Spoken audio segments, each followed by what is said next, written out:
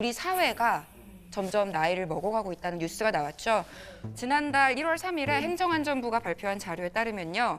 사망자 숫자가 출생자 숫자를 넘어선 인구 데드크로스 현상이 발생했다고 합니다. 인구 데드크로스가 뭔지 사실 약간 무슨 뭐 SF 만화 영화 같은 그런 느낌이에요. 이 단어 자체가. 지금까지는 그래프가 만난 적은 없거든요. 네. 추세는 있었어도. 근데 이게 이렇게 만난 거예요, 드디어.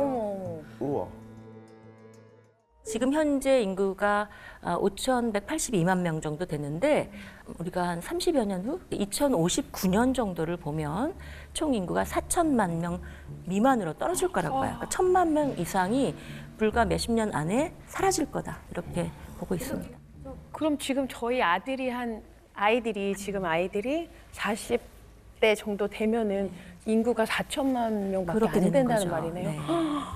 너무 충격이에요. 모든 게 이렇게 바뀌었고. 통계를 보니까 이게 너무 피부로 진짜 확 와닿는 그쵸. 것 같아서 이렇게까지 심각한 줄 상상도 못했어요. 근데 사실 이제 인구 자체가 얼마냐도 중요하지만 우리가 눈여겨봐야 되는 게 그중에서 생산이 가능한 인구가 얼마나 줄어드느냐일 텐데 이거는 더 충격적일 것 네, 같은데요? 보통 생산 가능 인구, 이제 직업을 갖고 이렇게 소득을 얻고 그리고 이제 생산을 하는 그런 인구의 연령을 15세에서 64세 정도로 봅니다.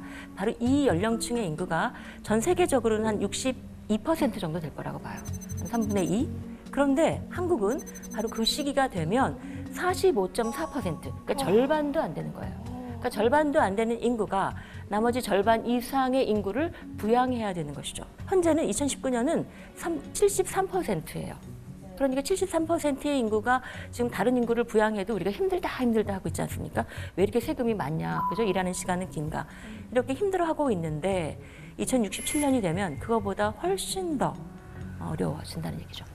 사실은 이제 아이를 적게 낳는 것이 문제가 아니라 그것은 하나의 어떤 바깥으로 드러나는 이제 하나의 징후고요. 우리 삶이 그만큼 위기에 처해 있다. 그런 말씀을 드릴 수가 있습니다. 그렇다 보니까 이제 아이 낳는 것도 힘들어지고 미루게 되는 것이죠. 그 2019년 가장 최근의 조사인데 이제 고용 불안감이라는 단어가 있습니다. 뭐냐면 내가 현재의 직장에서 계속해서 일을 하기가 어려울 것 같다. 이런 불안감을 느끼는 정도를 보면 전체 연령에서 다 50%가 넘어요. 3040이 제일 많네요. 그렇죠. 그 중에서도 3040, 바로 이 연령대가 출산이 집중되는 시기예요. 보통 20대에는 연애를 하죠. 근데 20대 연애를 하는 이 사람들도 60%가 내가 이 직장에 계속 다닐 수 있을 것 같지 않다. 벌써?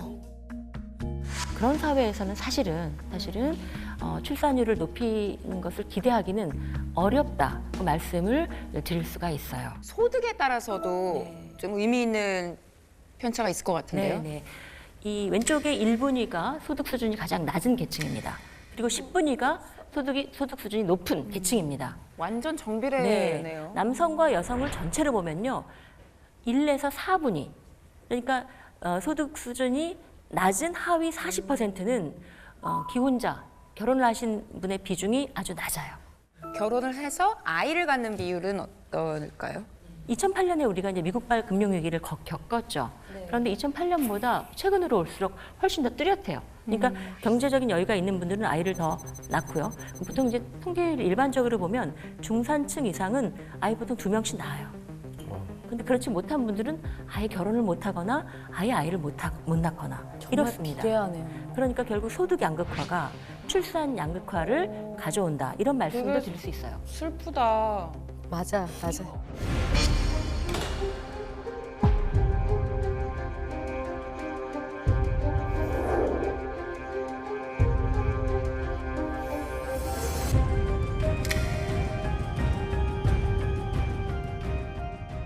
일본은 다행히도 아직까지 부동산 시장도 건재하고 취업률도 괜찮게 유지되고 있잖아요. 취업률이 너무 좋아. 비결이 뭐였죠?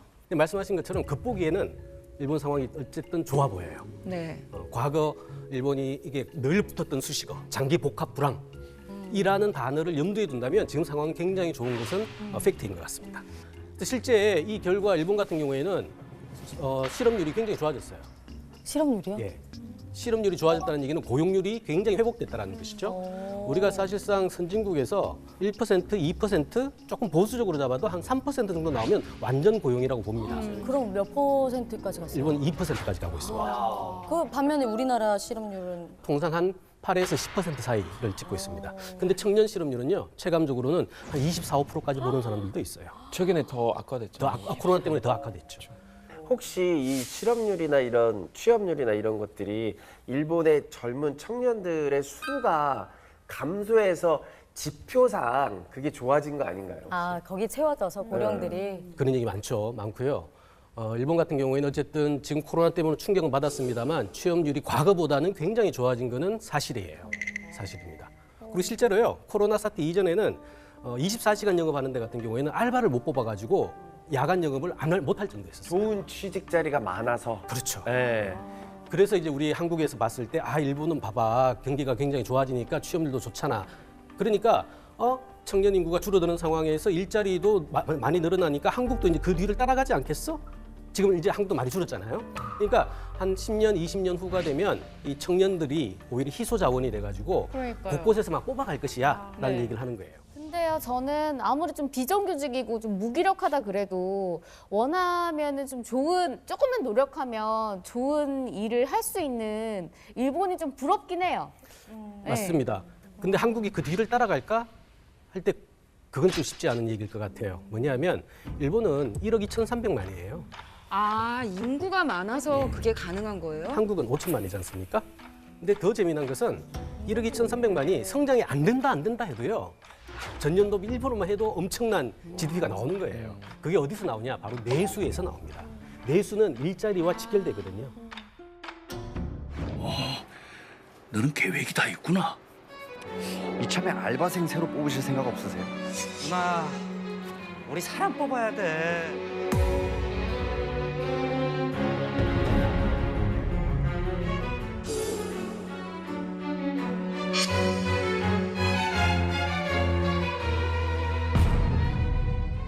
근데 인구가 이렇게 줄면은 부동산 가격도 이렇게 내려갈까요? 그게 굉장히 궁금한데요. 네, 전체적으로 보면 인구가 줄면 수요가 준다는 거거든요. 네. 근데 수요가 줄면 공급이 줄어서 가격을 맞추거나 아니면 공급이 그대로라면 가격은 떨어지게 되겠죠.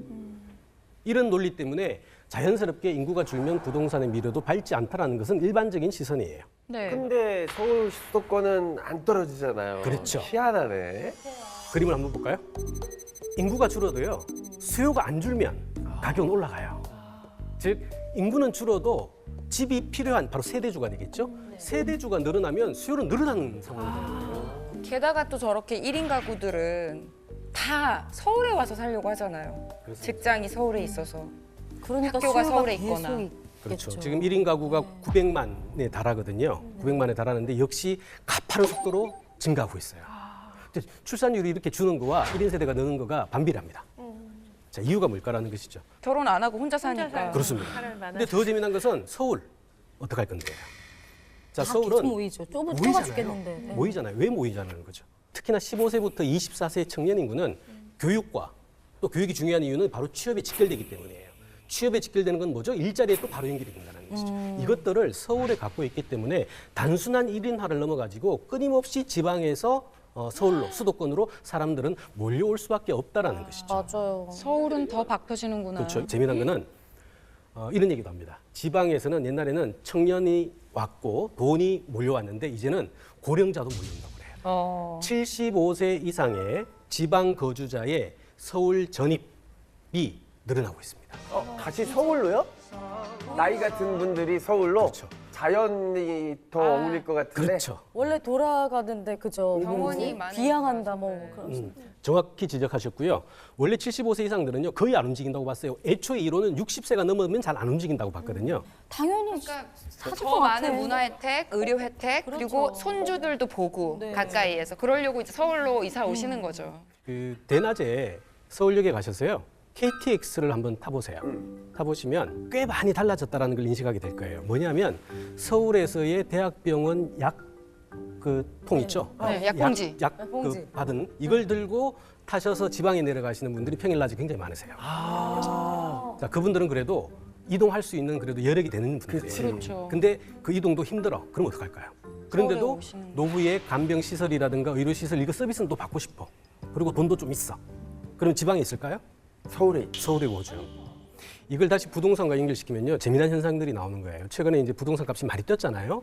수요와 공급 논리로 생각하시면 간단해요. 뭐냐면 원래 부동산의 수요자들은 집이 필요한 사람 누구죠? 바로 결혼을 앞두거나 20대, 30대 특히나 지역에서 올라오신 서울에 거점이 없는 사람들은 서울에 내 집 수요가 있을 수밖에 없죠. 이들이 필요한 집들을 누가 공급했을까라는 거죠. 과거에는 65세 이상의 고령 인구들이 아까도 말씀드린 것처럼 생애 주기 가설에 따라서 나는 이제 삶을 정리해야 되고 또 이 큰 재산을 자녀들에게 또 정리도 하고 해야 되니까 쪼개가지고 주고 공기 좋은 환경 좋은 저기 지방이나 권역에 내려가서 살 거야라고 해서 중고주택의 전형적인 공급자가 되어 왔었어요. 60대, 70대는. 근데 이분들이 최근에 새로운 수요자가 돼버렸어요. 맞아. 공급은 제한적인데 가뜩이나 공급을 해야 될 사람이 또 수요로 빠져버리면 이거는 시장의 수급이 완전히 역전되는 거죠. 부동산 값은 전혀 뭐 부동산. 아니야, 그것도 위험해. 교수님 말씀을 끝까지 들어봐야 돼. 그렇습니다. 표정 되게 얄미우셨어요, 방금. 내려가는 것도 있습니다. 당연한 얘기예요. 부동산이라는 게 일반 물건처럼 여기서 사고 저기서 살 수 있는 게 아니거든요. 입지라는 인프라라는 것들을 가지고 있는 굉장히 독특한 재화이기 때문에 이것들은요 고정돼서 움직이지 않잖아요. 움직이지 않는 거에서 굉장히 차별적인 성격들을 가지고 있어요. 그러다 보니까 부동산은 특히나 인구가 줄어도 안 떨어질 거야. 아까 얘기한 것처럼 특히나 일부 지역 같은 경우에는 반대로 떨어지는 쪽도 많습니다. 떨어지게 하는 그 악재들도 굉장히 많이 있기 때문에 차별적으로 잘 보셔야 된다는 거가 가장 중요하다는 거죠.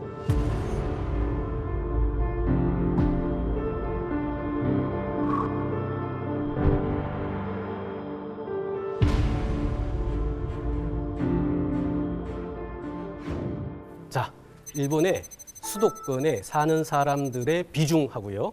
한국의 수도권에 사는 사람들의 비중입니다.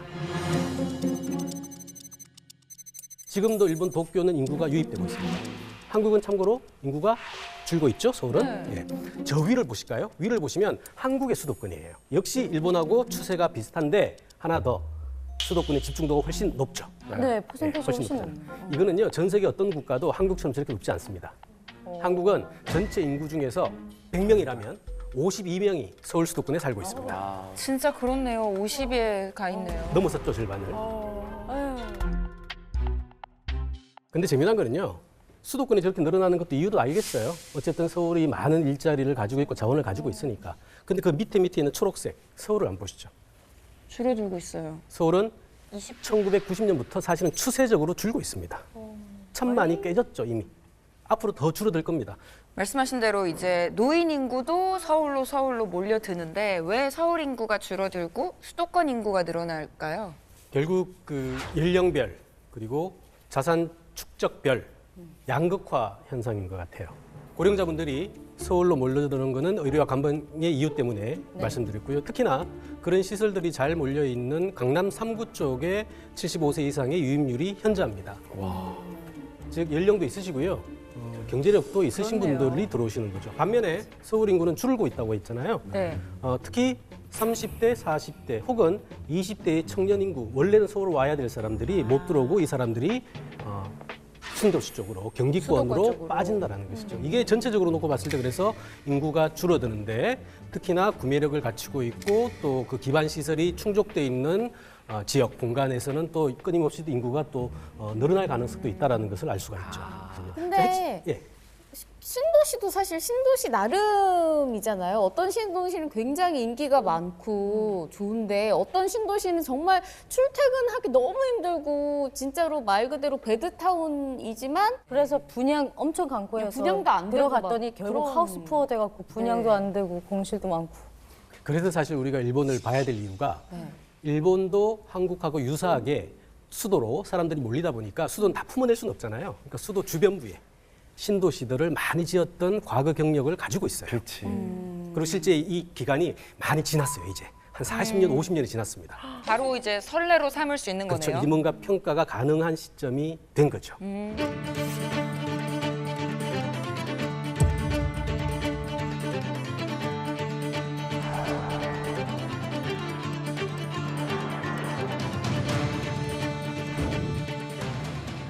도쿄가 있고요.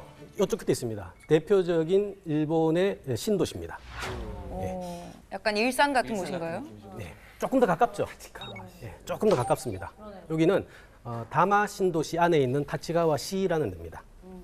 자, 이 둘이 사실은 우리가 한국의 신도시 아파트나 부동산이나 사람들의 가치 선호가 어떻게 바뀔 것인가를 단적으로 알 수 있는 굉장히 상반된 사례예요. 일본에서 신도시가 고스트 타운이다라는 표현도 들어보셨죠? 네. 저도 가서 봤는데요. 무경도시. 한 개 동에 50가구를 분양을 했어요. 입주자는 5가구. 어머야. 무서워라. 거기 어떻게 살아? 어머. 만약 5가구만 들어오면요, 엘리베이터도 안 가. 안 갑니다. 어머, 불도 다 왜냐하면 꺼져 있을 50가구가 내야 될 엘리베이터 비용을 5가구가 내야 되는데 내겠어요? 버스 다닐까요? 안 돼. 안 타죠. 다녀도 한 반나절에 하나씩. 그렇죠. 그 60년, 70년대에 들어갔던 사람들이 아마 30대, 20대에 지방에서 올라와 가지고 가족을 구성 막 했던 완전 그분들이 지금 연령이 어떻게 됐죠? 이제 7, 80. 7, 80이에요. 자녀들 분가시키고 나서 부부 둘이 살다가 그중에 한 분이 아프시겠죠. 이제 아프면 시설로 들어가셔야 돼요. 그래도 한 분은 시설과 여기를 왔다 갔다 하면서 그래도 같이 서로 좀 돌봅니다. 근데 돌아가셨어요. 이분도 이제 또 아프시겠죠. 그럼 이 집이 빈집이 돼요. 시설로 들어갑니다. 이거 어떡할까요? 이게 현실적인 문제예요. 이런 것 때문에 이미 지어져 있고 신축은 말할 것도 없고요. 사람들이 잘 안 들어오게 되는 거죠. 팔리지도 않으니까. 예, 그거예요.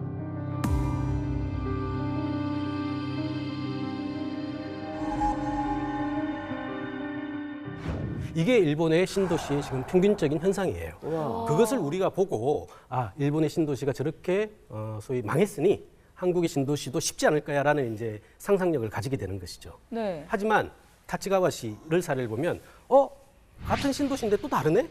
라는 걸 알 수가 있어요. 왜 다를까요? 기본적으로 타치가와시 같은 경우에는 아까 이제 지리적 인접 여부를 말씀을 드렸습니다만 일단 가깝죠, 그죠? 네. 더 출퇴근거리도 가까울 거예요. 타치가와시의 역세권에 있는 지역 같은 경우에는요, 여기가 인구가 몰려들어요. 아까 얘기했으나 지방에서 살고 있는 청년 친구들이 들어왔을 때 이 지역이 가격이 좋아요. 이 타치가와시 같은 경우에는 통계를 보면 2000년대 그 초반, 2000년부터 한 2015년까지 가격이 한 103, 4% 뜁니다.